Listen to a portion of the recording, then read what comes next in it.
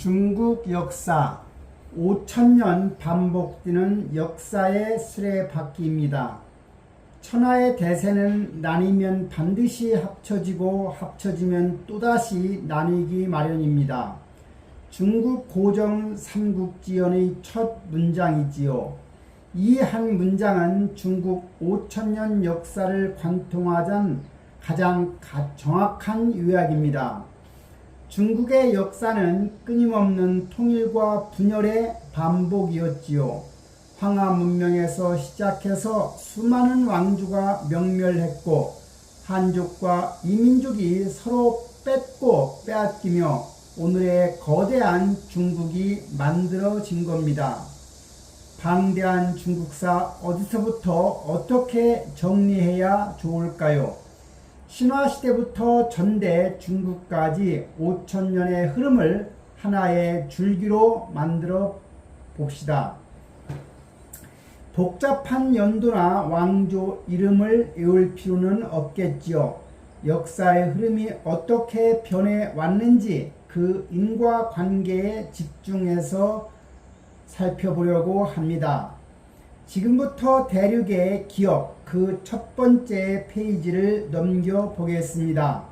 세계 4대 문명 중 하나가 바로 황하 문명, 중국 역사의 시작점인 겁니다.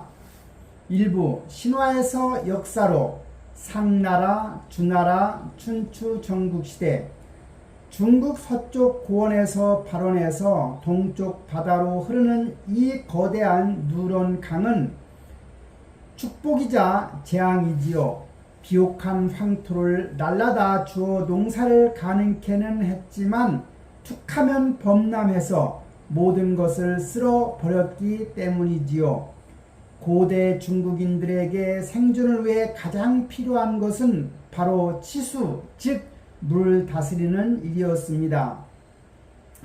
거대한 강을 통제하려고 하면 수많은 사람을 동원해야 했고 이를 지휘할 강력한 리더십이 필요했던 겁니다.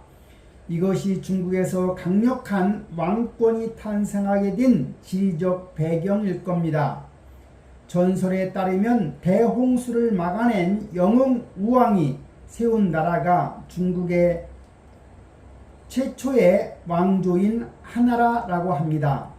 하지만 하나라는 아직 문헌상에만 존재할 뿐 결정적인 유물이 발견되지 않아 신화와 역사의 경계에 있습니다. 역사의 실체가 명확히 드러나는 것은 기원전 1600년경 상나라부터이지요. 흔히 은나라라고도 부릅니다. 20세기 초 땅속에서 거북이, 배딱지와 소 어깨뼈가 대량으로 발견되면서 상나라의 존재가 증명되었습니다. 뼈에 새겨진 글자 바로 한자의 기원인 갑골문이지요. 상나라는 재정일치 사이였습니다. 왕은 곧 제사장이고요. 국가의 중대사를 결정할 때마다 점을 쳤고 그 결과를 갑골문에 기록했지요. 이들은 청동기 문화를 바탕으로 강력한 군사력을 가졌으며 주변 부족들을 정복해 나갔습니다. 하지만 영원한 제국은 없다 했지요. 상나라 말기 주왕이라는 왕이 등장하게 됩니다. 그는 달기라는 여인에게 빠져 정사를 돌보지 않았고요. 궁궐 연못을 술로 채우고 나무에 고기를 매달아 즐겼다는 주지육림 고사가 여기서 나왔다고 하네요. 또한 반대하는 신하들을 숯불 위를 걷게 하는 형벌, 포락지형으로 다스리는 등 공포 정치를 펼쳤습니다. 민심은 바닥에 떨어졌고 제후들은 등을 돌렸지요. 기원전 1046년 서쪽의 제후국이던 주나라가 상나라를 무너뜨립니다. 이때 주나라가 내세운 명분은 중국 정치 사상의 핵심이 됩니다. 바로 천명사상이지요. 상나라 왕이 덕을 잃었기에 하늘이 그 명을 거두어 덕이 있는 주나라에게 주었다는 겁니다. 즉 왕조 교체의 힘에 의한 찬탈이 아니라 하늘의 뜻이라는 논리입니다. 이때부터 중국의 통치자는 스스로를 천자, 하늘의 아들이라고 칭하게 되는 겁니다. 주나라는 넓어진 영토를 효율적으로 다스리기 위해 봉건제를 실시했지요. 왕은 수도 주변만 직접 다스리고 나머지 땅은 친척이나 공신들에게 나누어 주어 다스리게 한 것입니다. 땅을 줄 테니 왕실을 지키는 울타리가 되라는 거죠. 초기에는 왕과 제후가 혈연으로 묶여 있어서 이 시스템이 잘 작동하는 것 같았습니다. 마치 거대한 가족 기업과 같았지요. 하지만 세월이 문제였던 겁니다. 대가 거듭될수록 촌수는 멀어졌고 제후들에게 왕은 큰집 할아버지가 아니라 그저 남이 되어 갔습니다.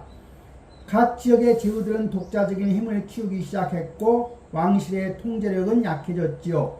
기원전 770년 견융족의 침입으로 주나라는 수도를 동쪽 낙양으로 옮기게 됩니다. 이때부터 서주시대가 아니라 동주시대 혹은 우리가 잘 아는 춘추 전국시대라고 부르게 됩니다. 주나라 왕실의 권위는 땅에 떨어졌고 힘있는 제후들이 서로 왕을 자처하며 싸우는 양육강식의 시대가 열린 거지요. 춘추시대 초기 아직은 명분이 살아있던 시기였습니다. 주나라 왕실을 받들고 오랑캐를 물리친다는 명분 아래 힘센 제후가 질서를 잡았지요. 이를 춘추오패라고 합니다. 전국시대 후기 명분은 사라지고 오직 생존만이 남았습니다. 약한 나라는 먹히고 강한 나라만 살아남는 적자 생존의 시대, 7개의 강대국 전국 칠웅, 진, 초, 연, 제, 한, 의, 조가 천하를 놓고 피 튀기는 전쟁을 벌이게 됩니다. 이 시기 전쟁의 양상도 바뀌었죠. 철기 문명이 보급되면서 철제 무기와 철제 농기구가 사용되었습니다. 그러다 보니 생산력이 늘어나니 인구가 폭발했고 수십만 명이 동원되는 대규모 보병전이 일상화되었던 겁니다. 아이러니하게도 이 극심한 혼란기는 중국 지성사의 황금기였습니다. 도대체 이 난세를 어떻게 끝낼 것인가 수많은 지식인이 각자의 해법을 들고 나왔지요. 이들을 제자 백가라고 우리는 부릅니다. 공자와 맹자는 육아사상으로 도덕이 무너져서 그렇다. 인과 예를 회복하여 인간성을 되찾아야 한다고 했고 노자와 장자는 도가 인위적인 것이 문제다. 물 흐르듯이 자연의 순리에 맡겨야 한다. 바로 무의 자연이었습니다. 뿐만 아니라 한비자는 법과 사상으로 인간의 본성은 이기적이다. 도덕 따위는 소용없다. 오직 강력한 법과 시스템으로 통제해야 한다고 말했지요.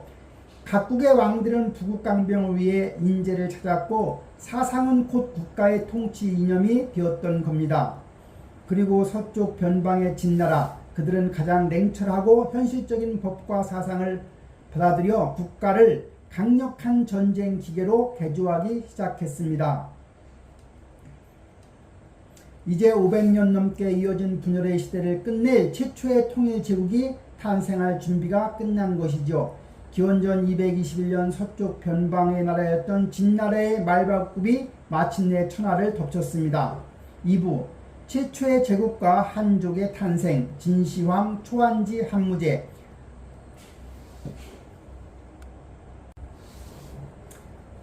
진나라의 왕 영정은 500년 넘게 이어진 춘추 전국시대의 혼란을 끝내고 나머지 6나라를 모두 멸망시킵니다. 중국 역사상 최초의 통일 제국이 탄생한 순간이지요. 그는 생각했습니다. 나는 전설 속의 사망과 오제보다 위대한 업적을 이루었다. 그래서 사망과 오제에서 글자를 따와 자신을 왕이 아닌 황제라고 부르게 했습니다. 그가 바로 첫 번째 황제 진시황입니다. 진시황의 통치는 그야말로 혁명이었습니다. 그는 봉건제를 폐지하고 황제가 임명한 관리들이 전국을 직접 다스리는 9년제를 실시했지요. 이제 모든 권력은 황제 한 사람에게 집중되었습니다. 그뿐만이 아닙니다. 그는 제국의 표준을 만들었습니다. 나라마다 달랐던 화폐, 도량령 그리고 문자까지 하나로 통일했습니다. 심지어 수레바퀴의 폭까지 맞추게 하여 전국의 도로망을 하나로 연결했습니다. 오늘날의 중국이라는 거대한 개념이 물리적으로나 전신적으로나 이때 완성된 것으로 볼 수 있습니다. 하지만 빛이 강하면 그림자도 짙은 법이라 했습니다. 그는 자신의 법과 사상 외에 다른 목소리를 용납하지 않았지요. 실용서적을 지휘한 모든 책을 불태우고 유학자들을 생매장시킨 분서갱유 사건은 그의 잔혹함을 상징합니다. 또한 북쪽의 흉노종을 막기 위해 수백만 명을 동원해 만리장성을 쌓았고 자신의 무덤을 지키기 위해서 흙으로 만든 군대 병마용을 만들기도 했지요. 영원할 것 같았던 그의 제국은 그가 죽자마자 거짓말처럼 무너져 내리게 됩니다. 진시황이 불로장생을 꿈꾸며 수은을 먹다가 사망한 지 불과 3년 만에 가혹한 법치와 강제노역에 지친 백성들이 들고 일어난 것입니다. 왕후장상의 씨가 따로 있느냐를 잊힌 진승오광의 난이 있었습니다. 진나라가 무너진 폐허 위에서 두 명의 영웅이 격돌하지요. 우리가 장기판에서 보는 초나라와 한나라의 대결, 바로 초안전쟁입니다. 한 명은 초나라 귀족 출신 항우이지요. 그는 역발산 기겟의 힘은 산을 뻗고 기운은 세상을 덮는다라 할 불릴 만큼 무시무시한 무력을 가진 천재적인 장군이었습니다. 또 한 명은 한나라의 유방입니다. 그는 시골의 건달 출신으로 항우에 비하면 가진 것도 배운 것도 없는 사람이었지요. 하지만 그에게는 사람을 끌어당기는 묘한 매력이 있었습니다. 소와 장량, 한신 같은 당대의 천재들이 모두 유방의 곁으로 모여들었습니다. 처음에는 항우가 압도적으로 유리했지요. 하지만 항우는 자신의 힘만 믿고 오만했으며 유방은 실패할 때마다 신하들의 말을 경청하며 다시 일어섰습니다. 결국 기원전 202년 전투 유방의 군대에 포위된 항우의 귀에 사방에서 초나라의 노래가 들려옵니다. 이미 자신의 고향 사람들마저 유방에게 넘어갔음을 깨닫게 하는 심리전 3년 초가였지요. 항우는 사랑하는 여인 우이와 이별하고 오광에서 스스로 목숨을 끊습니다. 최후의 승자는 밑바닥에서 올라온 황제 유방이 되었습니다. 유방이 세운 한나라는 진나라의 실패를 거울 삼았지요. 가혹했던 법과 대신에 유교를 국가 통치념으로 삼아 덕치주의를 내세웠습니다. 이때부터 유교는 중국 왕조 2000년을 지배하는 정신적 기둥이 된 겁니다. 한나라는 약 400년간 지속되며 중국 문화의 기틀을 완성했습니다. 오늘날 중국인을 한족, 중국 글자를 한자라고 부르는 이유가 바로 이 시대의 강력한 영향력 때문이지요. 한나라의 전성기를 이끈 것은 7대 황제 한무제였습니다. 그는 강력한 카리스마로 제국의 영토를 최대한 넓혔지요. 북쪽으로는 흉노족을 몰아내고 동쪽으로는 고조선을 멸망시켜 한사군을 설치했으며 남쪽으로는 베트남까지 진출했습니다. 무엇보다 중요한 업적은 실크로드의 개척입니다. 장건이라는 신하를 서역으로 보내 길을 뚫게 했고 이 길을 통해 중국의 비단이 로마까지 전해졌으며 서역의 포도, 호두, 불교가 중국으로 들어오기도 했지요. 동양과 서양이 처음으로 만난 세계사적인 사건이었습니다. 또한 이 시기에는 사마천이라는 인물이 구명을 당하는 지옥 속에서도 불멸의 역사서 사기가 완성된 겁니다. 역사란 무엇인가에 대한 답을 남긴 위대한 기록이라 할 수 있죠. 달이 차면 기우는 법, 한무제 이후에 한나라는 서서히 내리막길을 걷습니다. 문제는 황제권에 약하였습니다. 어린 황제들이 연이어 즉위하면서 황제의 어머니 태우와 그 친척들이 애척이 권력을 휘둘렀지요. 중간에 애척 왕망이 한나라를 무너뜨리고 신나라를 세웠으나 광무제 유수가 다시 한나라를 부활시킵니다. 이를 후한이라고 합니다.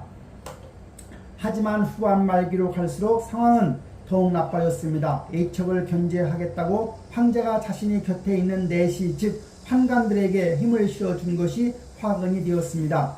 십상시라 불리는 환관들이 국정을 동단하고 매관매직을 일삼자 나라는 썩어 들어갔습니다. 백성들은 굶주림에 지쳐 나무 껍질을 벗겨 먹었고 전염병까지 돌았지요.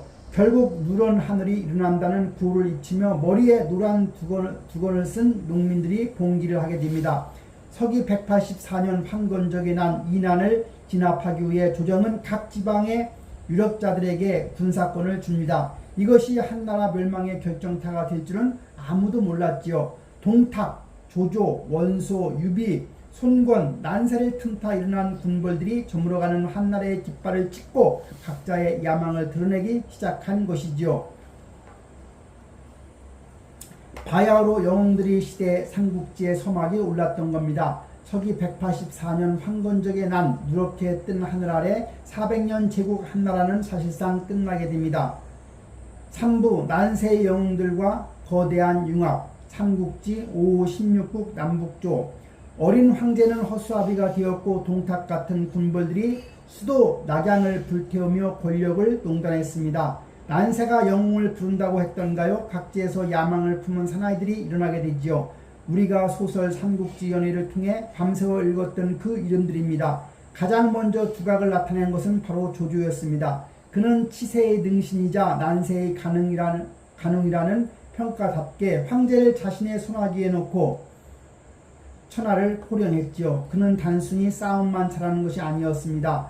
둔전제를 실시해 경제력을 확보했고 능력만 있다면 인품을 보지 않겠다는 파격적인 인재로 인재를 쓸어 모았습니다. 이에 맞선 것은 바로 유비였지요. 황실의 먼 친척이라는 명분 하나, 그리고 관우장비라는 의형제, 제갈량이라는 천재 참모를 가진 것은 사람뿐이었던 유비는 인의의 가치를 내걸고 조조에게 대항합니다. 그리고 장강 이남에서 손권이 있었습니다. 아버지의 손견과 형 손책이 다져놓은 탄탄한 기반 위에다가 그는 젊은 나이에 강동의 호랑이로 군림했지요. 이 세 세력이 균형을 맞춰준 결정적인 사건이 바로 적벽대전이라고 합니다. 조조의 100만 대군이 천하 통일을 위해 남하했지만 유비와 손권의 은하군에게 화공을 당해 참패하게 됩니다. 이 전투로 천하는 셋으로 쪼개집니다. 북쪽의 위, 서쪽의 촉, 남쪽의 오, 바야흐로 삼국시대가 열린 것이지요. 하지만 소설의 결말과 역사의 결말은 달랐습니다. 제갈량은 출사표를 던지며 북부를 감행했지만 국력의 차이를 극복하지 못하고 오장원에서 별이 집니다. 총나라가 가장 먼저 멸망하고 뒤이어 위나라, 마지막으로 오나라가 무너지게 되지요. 최후의 승자는 조조도 유비도 손권도 아니었습니다. 조조의 참모였던 사마이의 손자 사마염이 세운 진나라가 삼국을 통일하게 됩니다. 삼국 통일의 주인공은 진나라, 하지만 역사는 이 통일의 가장 무의미하고 최악인 통일이라고 평가하기도 합니다. 왜일까요? 사마염은 통일 후에 긴장이 풀렸는지 사치와 향락에 빠졌지요. 황제뿐만 아니라 귀족들도 누가 더 부자인가를 자랑하며 돈을 물쓰듯 했죠. 심지어 황제는 백성들이 쌀이 없어 굶어 죽는다는 보고를 받고 그럼 고기죽을 먹으면 되지 않느냐고 했다는 일화가 전해질 정도였습니다. 더 큰 문제는 황실 내부에서 터졌지요. 사마염이 죽고 멍청한 해제가 즉위하자 황제의 자리를 놓고 8명의 황족들이 서로 죽고 죽이는 내전을 벌이게 됩니다. 이것이 팔왕의 난이라고 합니다. 이때 어리석은 황족들은 자신들의 싸움에 이기기 위해 북방에 있던 이민족 우랑캐를 용병으로 끌어들이게 됩니다. 돈을 줄 테니 와서 싸우다오. 늑대 무리를 집안으로 불러들인 꼴이었습니다. 늑대들은 곧 깨닫게 되었지요. 어라, 중원의 주인들이 저렇게 약해 빠졌네. 서기 316년 결국 진나라는 흉노족에게 멸망당합니다. 살아남은 왕족들은 강남으로 도망쳐 동진을 세우고 명맥만 유지하게 되게 되죠. 이제 황하유역 즉 중국의 중심부는 이 민족들의 차지가 되었습니다. 흉노, 선비, 갈, 저, 강 5개의 오랑캐 부족호가 들어와 16개가 넘는 나라 16국을 세우고 무너뜨리는 대혼란기, 바로 5, 16국 시대를 맞이하게 됩니다. 이 시기는 중국 역사상 가장 잔혹한 시대였지요. 어제 세워진 나라가 오늘 망하고 백성들은 학살당하거나 노예가 되었습니다. 한족들은 살기 위해 남쪽으로 더 남쪽으로 도망쳤지요. 하지만 이 끔찍한 혼란 속에서 역설적이게도 거대한 화학적 결합이 일어나게 됩니다. 거친 야성을 가진 유목민족과 섬세한 문화를 가진 한족이 섞이기 시작한 것이지요. 북쪽의 혼란을 잠재운 것은 선비족이 세운 두구였습니다. 두구의 효무제는 아주 독특한 정책을 펼쳤지요. 우리는 이제 오랑캐가 아니다. 한족이 되자. 그는 선비족의 옷과 언어를 금지하고 자신의 성씨도 한족 스타일인 원시로 바꿨습니다. 또한 선비족 귀족과 한족 귀족을 강제로 결혼시켰지요. 이 강력한 한화 정책 덕분에 북쪽에서는 유목민의 강인한 무력과 한족의 행정력이 결합된 새로운 지배층이 탄생하게 됩니다. 우리는 이들을 관농 집단이라고 부르는데 훗날 수나라와 당나라를 세우는 지역들이 바로 이들의 후손인 겁니다. 반면에 남쪽으로 도망간 한족 왕족들은 어떻게 됐을까요? 그들은 현실 정치보다는 문화와 예술에 심취했지요. 귀족들은 모여서 철학적인 대화를 나누는 것을 즐겼고 아름다운 시와 그림이 쏟아져 나왔습니다. 그리고 이 혼란한 시기에 사람들의 마음을 파고든 종교가 있었으니 바로 그것이 불교입니다. 언제 죽을지 모르는 난세, 사람들은 내세의 평안을 기원하며 부처님께 매달렸습니다. 북쪽 왕조들은 거대한 석불 사원을 지어 황제의 권위를 부처에 빗대었고 남쪽 왕조들은 불교 철학을 깊이 있게 연구했죠. 달마 대사가 중국에 온 것도 바로 이 무렵입니다. 후한 멸망 이후에 약 360년 중국은 갈갈이 찢겨져 있었습니다. 북쪽은 오랑캐가 남쪽은 한족이 차지하며 서로를 섬 오랑캐 변발한 짐승이라 비하했지요. 하지만 긴 분열 속에서도 융합은 조용히 완성되고 있었습니다. 피는 섞였고 문화는 교류했으며 종교는 하나가 되었지요. 이제 이 거대한 에너지를 한데 모아 터뜨릴 새로운 통일 제국이 필요했던 겁니다. 북쪽의 관농 집단 출신 양견, 훗날 수문제가 될 인물이 등장합니다.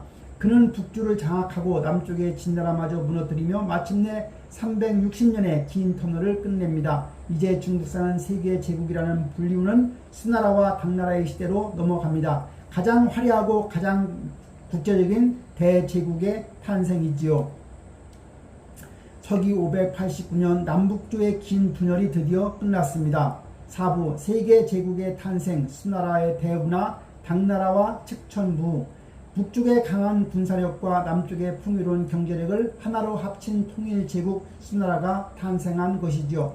수나라를 세운 문제, 양견은 매우 유능한 황제였습니다. 그는 과거 300년의 혼란을 거울 삼아 국가 시스템을 대대적으로 개혁합니다. 먼저 귀족들의 세습 권력을 제한하고 능력 있는 인재를 뽑기 위해서 과거제를 처음으로 실시했지요. 시험을 봐서 관리를 뽑는 이 제도는 이후 중국뿐만 아니라 한국, 베트남 등 동아시아 전체의 인재 등용 시스템으로 자리잡게 됩니다. 하지만 수나라의 진짜 주인공은 따로 있습니다. 바로 대운하입니다. 2대 황제 양제는 아버지와 달랐지요. 야망이 컸고 과시욕이 엄청났습니다.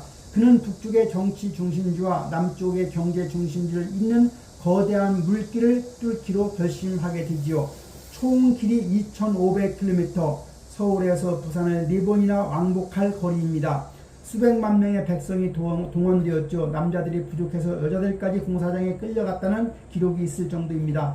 이 대운하는 백성들의 피와 땀으로 만들어졌지만 결과적으로 중국을 하나로 묶는 거대한 동맥이 된 것은 사실입니다. 남쪽의 풍부한 쌀과 물자가 북쪽으로 막힘없이 올라가게 된 것이죠. 하지만 수양제의 야망은 여기서 멈추지 않았지요.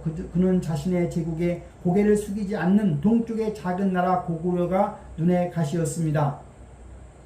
감히 천자의 나라에 조공을 바치지 않다니 612년 수양제는 무려 113만 명이라는 역사상 유례없는 대군을 이끌고 고구려를 침공하게 됩니다. 보급 부대까지 합치면 300만 명이 넘는 말 그대로 걸어다니는 국가 수준의 규모였습니다. 그러나 결과는 참혹했습니다. 고구려의 명장 을지문덕 장군이 이끄는 살수에서의 대승, 두 나라 별동대 30만 명 중 살아서 돌아간 자는 불과 2,700명이었습니다. 이 패배의 충격은 엄청났지요. 무리한 토목공사와 전쟁으로 국력은 바닥이 났고 분노한 백성들은 전국 각지에서 반란을 일으켰습니다. 결국 수나라는 건국 38년 만에 진시황의 진나라처럼 짧고 굵게 역사 속으로 사라지게 됩니다. 결국 618년 멸망했죠. 수나라가 무너진 자리에 당국공이었던 이연과 그의 아들 이세민이 당나라를 세웁니다. 당나라는 수나라가 닦아놓은 기반 위에 관용과 개방성이라는 날개를 달고 날아올랐습니다. 특히 2대 황제 당태종 이세민은 중국 역사상 최고의 명군 즉 한 명으로 꼽히게 되지요. 물론 그가 황제가 되는 과정은 비비린내 났습니다. 현무문의 변, 그는 형과 동생을 죽이고 아버지를 협박해 황제 자리에 올랐던 겁니다. 하지만 즉위 후에는 완전히 달라졌습니다. 백성을 물이고 임금은 배다.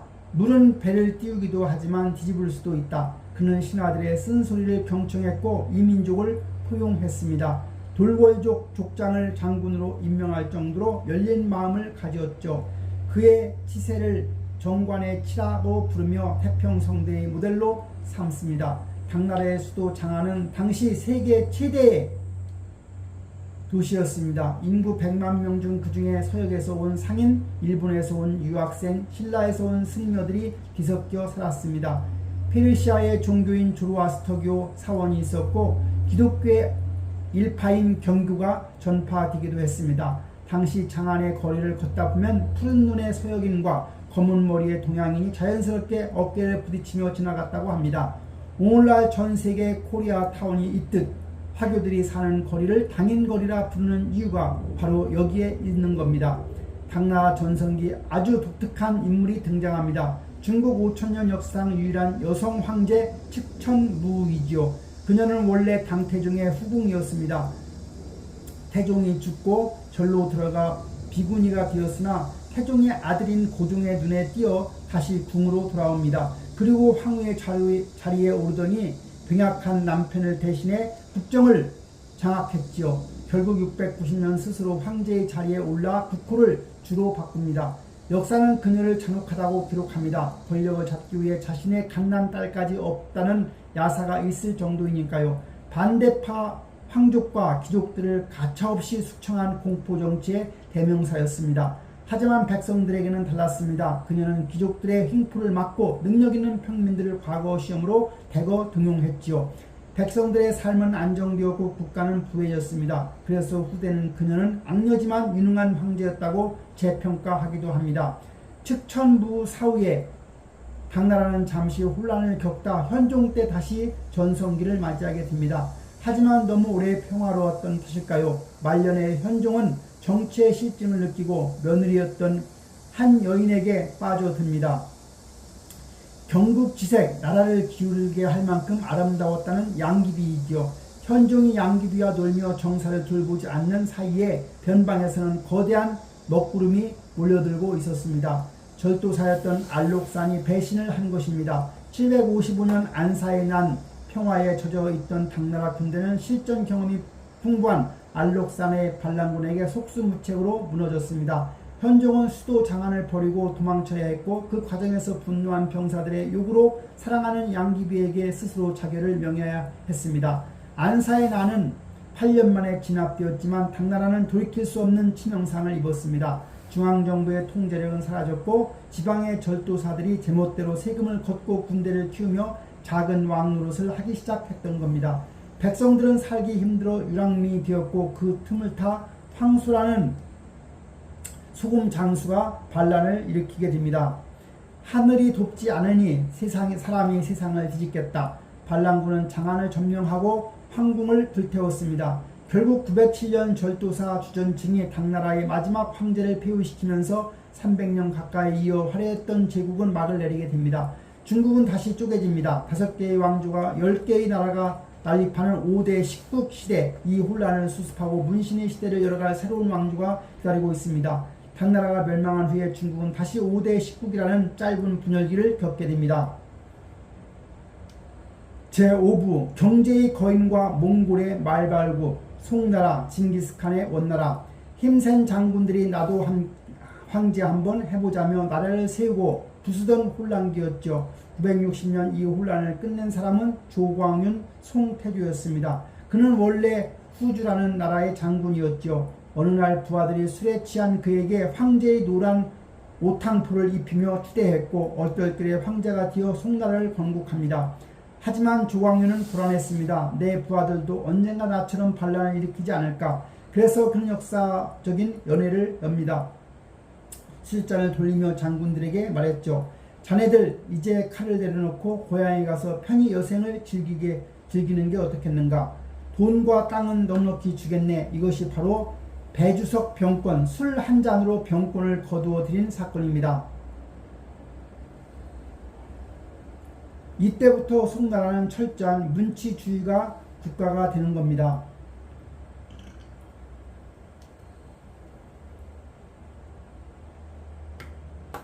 칼보다 붓이 강하다. 군인들의 힘을 빼고 과거 시험을 통해 선발된 문신 우대 정책을 펼친 것입니다. 덕분에 황제권은 안정되었고 후퇴가 걱정은 사라졌습니다. 문치주의의 결과 송나라는 중국 역사상 가장 화려한 문화와 경제의 전성기를 맞이합니다. 당시 송나라의 GDP는 전 세계의 50%를 넘겼다는 추정이 있을 정도입니다. 수도 카이펑은 밤새도록 전 세계의 50%를 수도 카이펑은 밤새도록 불이 꺼지지 않는 불야성이었습니다. 통행 금지가 사라졌고 사람들은 밤늦게까지 술과 차를 마시며 연극을 즐겼지요. 세계 최초의 지폐인 교자가 유통되었고 석탄을 연료로 사용하면서 제철 산업이 비약적으로 발전하기도 했지요. 특히 중국의 4대 발명품 중 3가지가 이때 완성되었습니다. 첫 번째는 화약이죠. 불꽃놀이에 쓰이던 화약의 무기로가 개발되었던 겁니다. 두 번째는 나침판, 바닷길을 여는 열쇠가 되어 훗날 대양의 시대를 열게 합니다. 네 번째는 활판, 인쇄술, 지식의 보급 속도를 혁명적으로 바꾸었습니다. 하지만 빛이 있으면 어둠도 있는 법, 문신 우대 정책은 치명적인 약점을 가져왔습니다. 바로 군사력 약화이지요. 송나라는 돈은 많았지만 싸움은 정말 못했습니다. 북쪽의 거란족이 세운 요나라 그리고 여진족이 세운 금나라, 이 강력한 유목민족들이 쳐들어올 때마다 송나라는 싸우는 대신에 지갑을 열었습니다. 매년 30만 양과 비단 20만 피를 줄 테니 제발 형님으로 모시게 해주십시오. 평화를 돈으로 산 것입니다. 이를 전연의 맹이라고 부르지요. 자존심은 상했지만 전쟁 비용보다 조공 비용이 더 싸게 먹힌다는 지극히 상업적인 계산이기도 했습니다. 하지만 돈으로 산 평화는 오래가지 못했습니다. 1127년 여진족의 금나라가 송나라의 수도 카이펑을 함락시키게 됩니다. 황제였던 회종과 흠종 그리고 왕족과 기술자 3,000명이 포로로 끌려가는 치욕적인 사건, 정강의 변이 발생한 겁니다. 살아남은 황족 조구 고종은 남쪽으로 도망쳐 황저우 즉 입안에 자리를 잡습니다. 이때부터 남송이라 하고 이전 시기를 북송이라고 부르지요. 이 절망적인 시기에 구국의 영웅이 등장하게 됩니다. 바로 악비 장군입니다. 그는 잃어버린 땅을 되찾자며 연전연승을 거두었고 금나라 군대조차 산을 무너뜨리기도 쉬워도 악비의 군대를 무너뜨리기는 어렵다며 두려워했습니다. 하지만 송나라 조정의 간신진의는 딴 생각을 했습니다. 전쟁을 계속하다가 금나라가 화가 나서 포로로 잡혀간 황제 흠종을 돌려보내면 지금 황제 고종의 자리는 어떻게 되는가? 결국 진의는 악비에게 군대를 돌리라고 명령을 내리고 그에게 억울한 누명을 씌워 처형해버립니다. 지금도 항저우 악비의 무덤 앞에는 물 끓는 진의의 동상이 있어 사람들이 침을 뱉고 지나간다고 합니다. 남송이 강남의 풍요로움에 취해 있을 때 북쪽 초원에서는 인류 역사상 가장 거대한 폭풍이 만들어지고 있었습니다. 1206년 태무친이라는 사내가 흩어져 있던 몽골 부족을 통일하고 징기스칸이 됩니다. 그의 발굽 아래 세계는 무너졌지요. 서역의 호라즘 제국, 러시아, 동유럽까지 몽골 기병은 공포 그 자체였습니다. 그들은 중국 북부의 금나라를 멸망시키고 마침내 칼끝을 남송으로 돌리게 됩니다. 징기스칸의 손자 쿠빌라이 칸은 끈질기게 저항하던 남송을 무너뜨립니다. 바로 그 해가 1279년 애산 전투입니다. 이로써 중국 역사상 최초로 한족이 아닌 이민족이 중국 전체를 지배하는 왕조 원나라가 탄생된 겁니다. 원나라는 철저한 몽골인 제일주의를 내세웠지요. 그들은 사람을 4등급으로 나누었습니다. 첫 번째 몽골인은 지배기급으로 인구의 1.5%를 차지했습니다. 두 번째 생목인은 페르시아나 유럽의 서역 출신이고요. 눈동자 색이 다르다는 재정과 행정을 담당했습니다. 세 번째 한인 금나라 지배하에 있던 북쪽 중국인입니다. 마지막으로는 남인입니다. 끝까지 저항했던 남송 출신 중국인으로 가장 심한 차별을 받았고 고위 관직에도 오를 수가 없었습니다. 과거 시험은 폐지되거나 유명무실해졌지요. 할 일이 없어진 한족 지식인들은 울분을 달래기 위해 희곡이나 소설을 썼는데 이것이 잡득이라는 서민 문화를 꽃피우게 했던 겁니다. 한편 원나라는 동서양을 잇는 거대한 교역로를 완성했습니다. 제국 곳곳에 역참을 설치해 안전하게 여행할 수 있게 했죠. 이를 통해 이탈리아의 상인 마르코 폴로가 원나라 수도 대도에 와서 17년간 머물렀습니다. 그가 쓴 동방경문록은 유럽인들에게 동쪽에 황금으로 지은 궁전이 있다는 환상을 심어주어 훗날 콜럼버스가 바다로 나가는 계기가 되었다고 합니다. 이것이 바로 팍스 몽골리카입니다. 영원할 것 같았던 몽골 제국도 100년을 넘기지 못했습니다. 쿠빌라이 사후 왕의 계승을 둘러싼 내분이 끊이지 않았던 거죠. 여기에 막대한 지폐 발행으로 인한 초인플레이션 그리고 결정적으로 황하의 대홍수와 기근이 덮쳤습니다. 민심은 폭발했죠. 돌 사람의 눈이 하나가 뒤면 천하가 뒤집힌다. 강바닥에서 이런 글귀가 새겨진 돌 사람이 발견되자 머리에 붉은 두건을 쓴 농민들이 일제히 일어나게 됩니다. 홍건적의 이 난세 속에서 거지 승려 출신의 한 남자가 두각을 나타냅니다. 가장 밑바닥에서 시작해 황제의 자리에 오르는 입기전적인 인물 주원장이지요. 그는 몽골인들을 만리장성 밖으로 몰아내고 다시 한족의 시대를 열게 됩니다. 마지막 한족 왕조 명나라의 건국이 눈앞에 다가왔습니다. 1368년 몽골의 원나라가 북쪽 초원으로 쫓겨나고 난징에서 새로운 황제가 등극합니다. 육부 마지막 한족 왕조와 최후의 제국 명나라 주원장 청나라 강건성세. 그의 이름은 주원장 홍무제입니다. 중국 역사상 가장 미천한 신분에서 가장 높은 자리에 오른 인물이라고 하지요. 그는 원래 가난한 소장농의 아들이었습니다. 전염병으로 부모 형제를 모두 잃고 먹고 살 길이 없어 절에 들어가 탁발승 즉 거지 승려가 되어 밥을 빌어먹으며 전국을 떠돌아 다녔습니다. 그러다가 홍건적에 가담하여 두각을 나타냈고 마침내 천하를 통일했습니다. 하지만 그는 황제가 된 후 변했습니다. 내가 거지였을 때 나를 무시했던 놈들 그리고 내 권력을 위협할 만한 놈들은 다 죽여라. 의심병이 도진 주원장은 개국 공신들을 무자비하게 숙청했던 겁니다. 후유용의 욕, 남욱의 옥 등 수만 명의 목이 달아났던 겁니다. 재상자리를 아예 없애버리고 황제가 모든 결제 서류를 직접 처리하는 독재 체제를 완성했지요. 이것이 명나라 황제들의 강력한 황제 독재권의 시작입니다. 주원장이 죽고 그의 손자 건문제가 즉위했으나 삼촌이었던 연왕 주체가 반란을 일으켜 조카를 몰아내고 황제가 됩니다. 정난의 변이라고 부르지요. 그가 바로 명나라 전성기를 이끈 3대 황제 영락제 성조입니다. 영락제는 수도를 난징해서 자신의 근거지인 베이징 즉 북경으로 옮기게 됩니다. 그리고 그곳에 인류 역사상 가장 거대한 궁궐을 짓지요. 방이 9,999반이나 된다는 자금성, 천자의 허락 없이는 아무도 들어올 수 없다는 붉은 성. 오늘날 우리가 보는 베이징의 모습은 이때 바로 완성된 겁니다.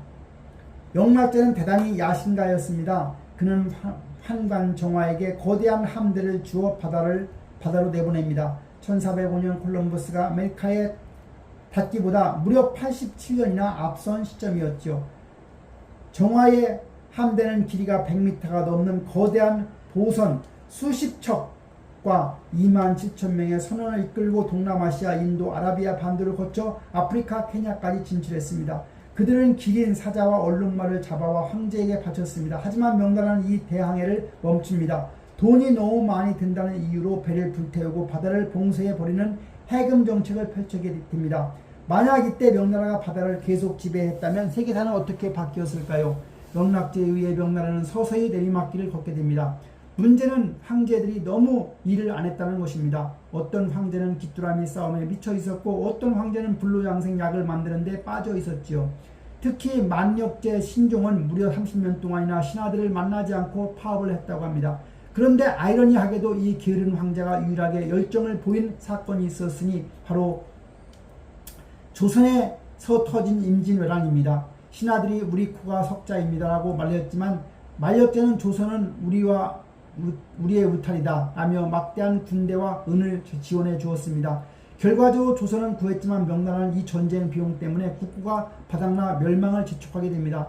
그래서 중국인들은 만력제를 고려 천자 즉 조선의 황제라고 비꼬기도 합니다. 1644년 명나라의 운명은 다했지요. 지독한 기근과 전염병에 지친 농민들이 들고 일어났습니다.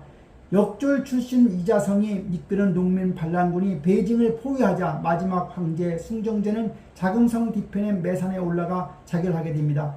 그 시가 만리장성의 동쪽 끝 산해관 명나라 최고의 장군 오삼계는 딜레마에 빠졌습니다. 성 안쪽에는 황제를 죽인 이자성의 반란군이 있고 성 바깥에는 호시탐탐 중원을 누리는 만주족 청나라의 군대가 대치 중이었습니다. 오삼계는 애첩 진원까지 이자성에게 뺏겠다는 소식을 듣고 분노하여 차라리 오랑캐와 손을 잡기로 결심하게 됩니다. 청나라 군대여, 문을 열어줄 테니 들어와서 저 반란군 놈들을 쳐부숴다오. 천하의 요새 산해관이 문이 활짝 열렸습니다. 누르하치가 세우고 홍타이지가 다진 청나라의 철기병이 마침내 중원의 심장부로 질주하기 시작했던 겁니다. 청나라는 아주 영리했습니다. 그들은 당근책 즉 당근과 채찍을 완벽하게 구사했지요. 채찍으로는 머리카락을 남기면 머리를 자르겠다였고 한족의 자존심인 상투를 자르고 만주족의 머리 모양인 변발을 강요했습니다. 복종의 표시였죠. 또한 문자의 옥을 일으켜 청나라를 비판하는 글을 쓴 학자들을 가차없이 처형했습니다. 당근으로는 만주족과 한족은 하나다. 과거 시험을 통해 한족 인재를 대거 등용했고 중요한 관직에도 만주족과 한족을 1대1로 배치했던 겁니다. 이 정책을 바탕으로 청나라는 강희제, 옹정제, 건용제로 이어지는 약 130년의 눈부신 전성기 강건성세를 맞이합니다. 영토는 몽골, 티베트, 신장, 위구르를 정복해 오늘날 중국 지도보다 더 넓게 확장되었고 인구는 폭발적으로 늘어 4억 명에 돌파했습니다. 서민 문화도 발달해서 홍루문 같은 걸작 소설이 나왔고 사고 전서 같은 거대한 백과 사전이 편찬되기도 했습니다. 하지만 달이 차면 기우는 법, 건용제 말기부터 제국은 서서히 병들어 가고 있었습니다. 실부, 잠에서 깬 사자, 아편전쟁, 신해혁명, 국공대전, 현대. 관료들은 부패했고 인구가 너무 들어 먹을 것이 부족해지자 백년 교두의 난 같은 반란이 끊이지 않았습니다. 더 큰 문제는 바깥 세상의 변화를 읽지 못했다는 거죠. 1793년 영국의 사절단 메카트니가 건용제를 찾아와 통상을 요구했지요. 증기기관 모형과 천체 망원경을 선물하며 말이죠. 하지만 건용제는 오만했습니다. 청나라는 땅이 넓고 물산이 풍부하여 부족한 것이 없다. 너희 오랑캐들의 물건은 필요 없으니 돌아가라. 이 거절은 중국 역사의 가장 뼈아픈 실수가 되는 겁니다.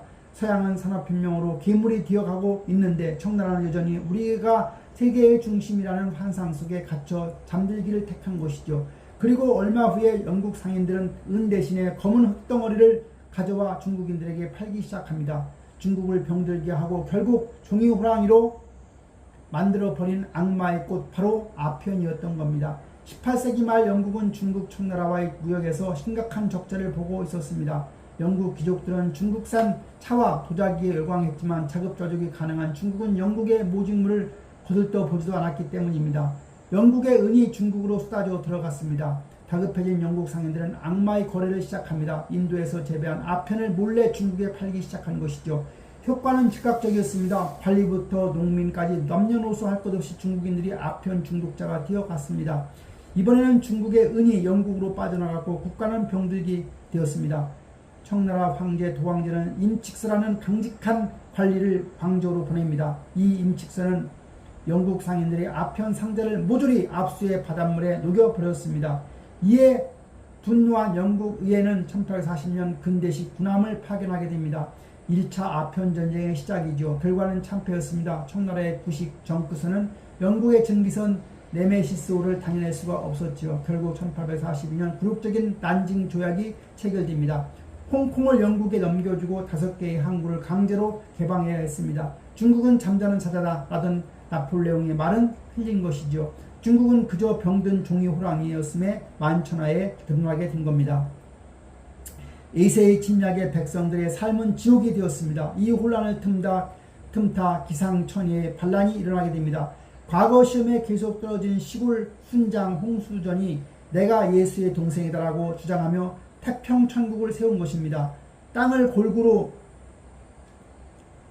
나누어 주고 남녀 평등 세상을 만들자. 이 솔깃한 구후에 수백만 농민이 호응하여 난징을 점령하고 14년이나 버텼습니다. 청나라 조정은 이 반란을 진입할 힘조차 없었습니다. 결국 이홍장 중국본 같은 지방의 한족 관리들이 서양 무기로 무장한 의용군을 조직해 겨우 진압합니다. 이 과정에서 그들은 깨닫습니다. 서양 오랑캐의 무기가 강력하구나. 우리도 배우자. 그래서 시작한 것이 양무운동입니다. 중국의 정신은 지키되 서양의 기술만 받아들이자 군수 공장을 짓고 유학생을 보내며 근대화를 깨했습니다. 하지만 이 노력은 1894년 청일전쟁의 패배로 물거품이 되게 됩니다.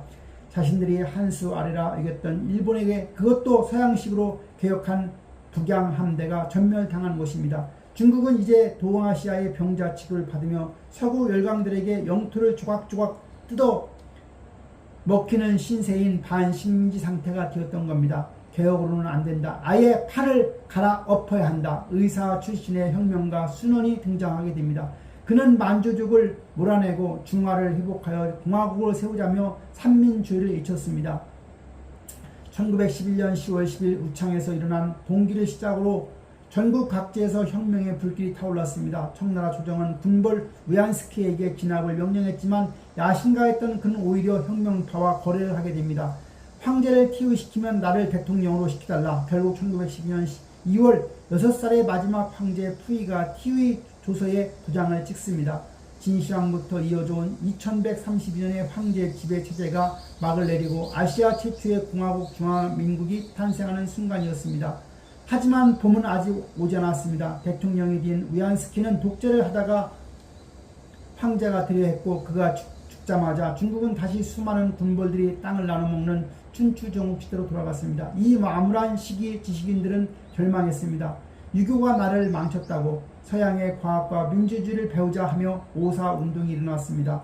그리고 러시아 혁명의 성공에 자극받은 일부 청년들이 1921년 상하이의 작은 배후에서 비밀 회합을 갖습니다. 중국 공산당의 창당이지요. 조기 멤버 중에 도서관 사서 출신인 마오쩌둥도 있었습니다. 이제 중국의 운명을 건 두 남자의 대결이 시작되었습니다. 국민당의 지도자 장제스는 군벌을 타도하고 중국을 통일하려고 했습니다. 처음에는 공산당과 손을 잡았지만 통일이 가까워지자 공산당을 배신하고 대대적인 학살을 시작하는 상하이 쿠데타를 시작합니다. 마오쩌둥과 공산당은 살아남기 위해 처절한 도망을 치게 됩니다. 무려 12,500km의 지구둘레의 3분의 1에 해당하는 거리를 걸어서 이동한 대장정입니다. 10만 명이 출발했지만 도착했을 때는 8,000명만 남았다고 합니다. 하지만 이 과정에서 마오쩌둥은 농민들의 지지를 얻으며 확고한 지도자가 됩니다. 1937년 일본이 중국 본토를 침략하는 중일전쟁을 일으키죠. 서로 총부리를 겨누던 국민당과 공산당은 다시 손을 잡았습니다. 장제스의 국민당 군대는 정면에서 일본군과 싸우며 막대한 피를 보았지만 마오쩌둥의 공산당은 농촌에서 게릴라전을 펼치며 세력을 불려나갔지요. 1945년 일본이 패망하자 내전은 다시 시작되었습니다. 미국의 지원을 받는 국민당이 압도적으로 유리해 보였습니다. 하지만 부패한 국민당 정권에 실망한 민심은 이미 공산당으로 기울어져 있었습니다. 탐강 오리를 몰아내고 토지를 농민에게 결국 1949년 장제스는 남은 병력을 이끌고 대만으로 패주합니다. 그리고 10월 1일 베이징 천안문 광장에서 선 마오쩌둥이 전 세계를 향해 선포합니다. 중화인민공화국이 오늘 성립되었다. 그 후 역사는 오늘 우리가 뉴스로 접하는 현대사입니다. 마오쩌둥 시대의 빛과 그림자 급격한 공업화를 추진하다가 수천만 명이 아산 대약진운동 그리고 전통문화를 파괴하고 지식인을 탄압한 문화대혁명의 광기 마오쩌둥이 죽고 난 뒤 작은 거인 덩샤오핑이 등장합니다. 검은 고양이든 hen 고양이든 지만 잘 잡으면 된다. 이념보다 실리를 택한 그의 개혁 개방 정책으로 중국은 축의 장막을 걷어내고 세계 무대로 나왔습니다. 그리고 오늘날 개혁개방 40년 만에 중국은 세계 2위의 경제 대국이 되었습니다. 황하의 물길을 이제 반도체와 우주선 그리고 거대한 자본의 물결로 바뀌어 흐르고 있습니다. 5천년 전 각골문에 점을 치던 상나라 사람들이 말을 타고 대륙을 누비던 징기스칸의 후예들 그리고 오늘날 스마트폰을 들고 베이징 거리를 걷는 청년들 이 모든 모습이 중국이라는 거대 용광로 안에서 끓고 있는 역사의 단면들입니다. 천하의 대세는 나뉘어 합쳐지고 합쳐지면 나뉜다. 이 오래된 문장은 과연 미래에도 유효할까요? 거대하게 굽이치는 대륙의 기억 중국사 총정리였습니다.